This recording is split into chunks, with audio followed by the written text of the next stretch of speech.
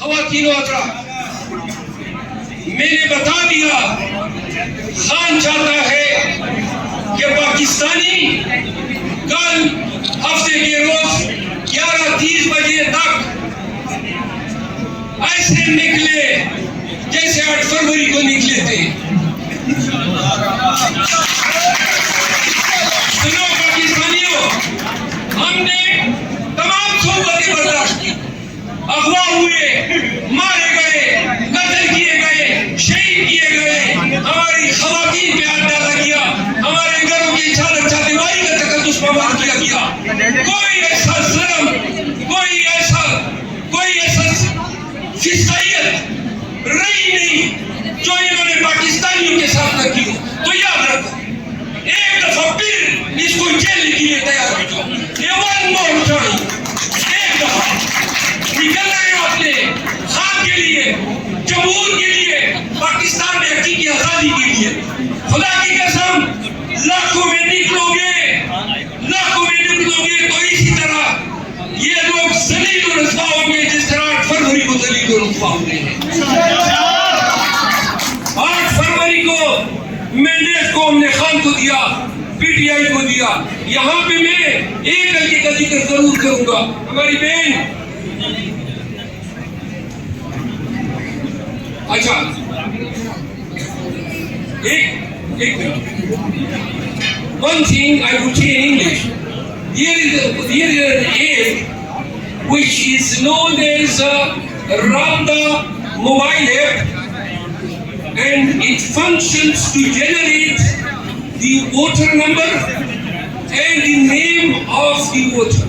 It was applied, used at large scale on the poll day by the Pakistanis, and I have the statistics that about 2,46,36,636 vote receipts were issued through this app. Now what does it imply? اگر 2,40,00,000 لوگوں نے صرف ایک app کے ذریعے پرچیاں لی ہے تو مینوئل طریقے سے جو ہم نے دیے اور دیگر طریقوں سے جو ہم نے پہلے سے تیار کیے تھے، یہ app this app alone certifies as to how many people went for voting in favor of the PTI. آخری بات جانے سے پہلے آپ کو یہ بتا دوں، اسلام آباد میں F9 پارک سے میں خود قیادت کروں گا احتجاج کی، اور جو لوگ سیلفیوں کے خواہش مند ہیں سنیں، اور جو لوگ چاہتے ہیں کہ ہم کل اکٹھے ہو تو کل سارا دن اکٹھے ہوں گے، احتجاج کریں گے اور پریس کلب میں ہمارے احتجاج اختتام پذیر ہوگا.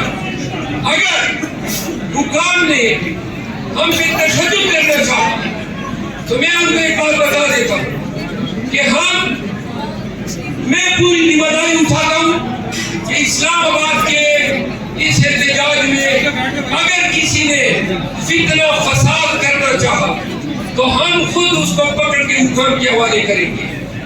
اور پی ٹی آئی کے تمام لوگوں کو میں ریکویسٹ کرتا ہوں کہ کل پاکستان میں بھرنے ہونے والے احتجاج میں ایسے لوگوں پہ نظر رکھے.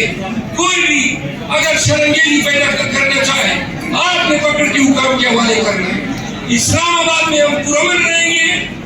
اگر پولیس نے ہم پہ تشدد کیا یا ہمارا راستہ کاٹنے کی کوشش کی تو میں وعدے کرتا ہوں کہ پھر ہمارا احتجاج تب تک رہے گا جب تک نتائج تبدیل نہیں ہو.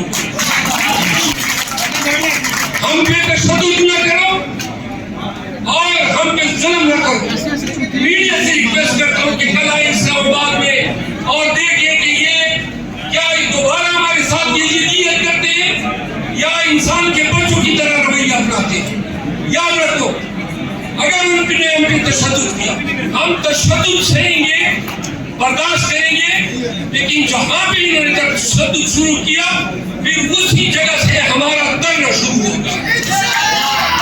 اور اگر تشدد نہیں کیا تو ہم پرامن احتجاج پریس کلب میں اختتام پذیر کریں گے. میں آپ سب کی آمد کا